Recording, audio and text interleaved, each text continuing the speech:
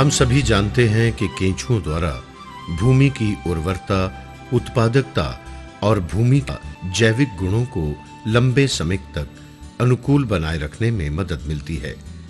इसलिए वर्तमान समय में इनकी भूमिका और भी बढ़ गई है। केंचुओं की कुछ प्रजातियां भोजन के रूप में प्रायः अपघटनशील व्यर्थ कार्बनिक पदार्थों का ही प्रयोग करती हैं।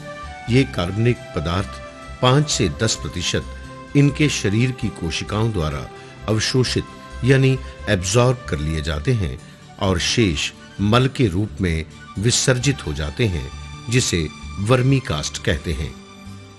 नियंत्रित परिस्थिति में केंचुओं को व्यर्थ कार्बनिक पदार्थ खिलाकर पैदा किए गए वर्मी कास्ट और केंचुओं के मृत अवशेष, अंडे, कोकून, सूक्ष्मजीवी आदि के मिश्रण को केंचुआ खाद यानी वर्मी कंपोस्ट कहते हैं और इस उत्पादन की विधि को वर्मी कंपोस्टिंग कहा जाता है, जबकि केंचुआ पालन की विधि को वर्मी कल्चर कहते हैं।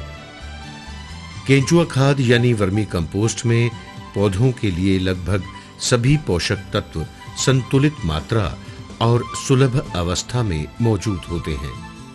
वर्मी कंपोस्ट में गोबर की खाद यानी फार्म यार्ड मैन्योर की अपेक्षा 5 गुना नाइट्रोजन, 8 गुना फास्फोरस, 11 गुना पोटाश और 3 गुना मैग्नीशियम तथा अनेक सूक्ष्म तत्व संतुलित मात्रा में पाए जाते हैं।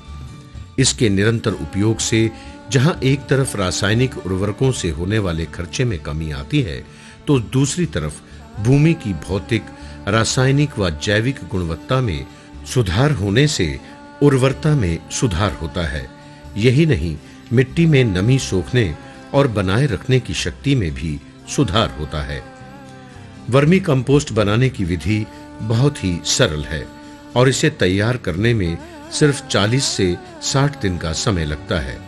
यूं तो हर किसान अपनी आवश्यकता और सामर्थ्य के अनुसार छोटे से बड़ा किसी भी आकार का वर्मी बेड बना सकता है। केंचुओं की बहुत सी प्रजातियां हैं, परंतु वर्मी कंपोस्ट बनाने के लिए मुख्यतः आइसिनिया फोर्टिडा प्रजाति का ही प्रयोग होता है, चूंकि इसमें गर्मी और सर्दी सहने की अधिक क्षमता होती है।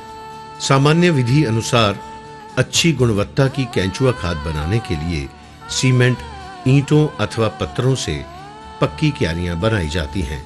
क्यारी की चौड़ाई 1 मीटर, ऊंचाई अथवा गहराई 1 मीटर और कम से कम 3 मीटर लंबाई होनी चाहिए।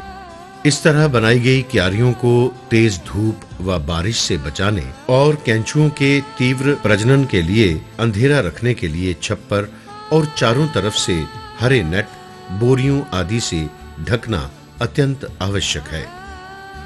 क्यारियां जमीन से थोड़ी ऊंची सतह पर बनानी चाहिए ताकि इसमें बारिश का पानी ना भरने पाए।